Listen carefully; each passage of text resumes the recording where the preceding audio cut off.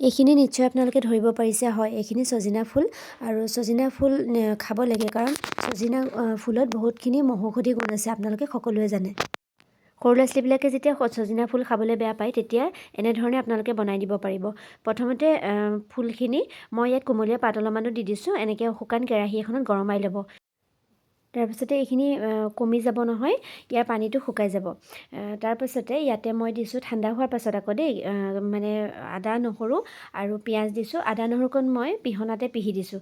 তাৰপাছতে পিঁয়াজখিনি মই হাতেৰে এনেকৈ মানে ধুনীয়াকৈ ভাঙি দিছোঁ অকণমান নিমখ দি পেলাই। মানে কি হয়, মই অমলেট বনাই দিম, সিহঁতি ধৰিবই নোৱাৰিব, মানে আমাৰ ছোৱালীজনীয়েও নাখায় আৰু প্ৰায় মই দেখোঁ সৰু ল'ৰা ছোৱালীবিলাকে খাবলৈ বৰ টান পায়।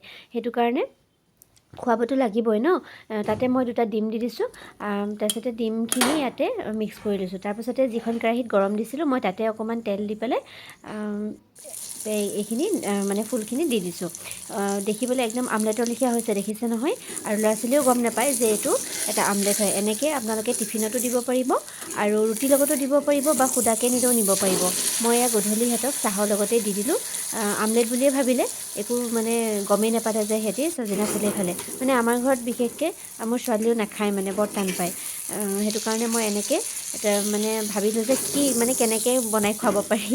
তাৰপিছতে মই এনেকৈ বনাই দিলোঁ, একদম ধুনীয়াকৈ খাই দিলে। আপোনালোকেও এনেকৈ বনাব পাৰিব।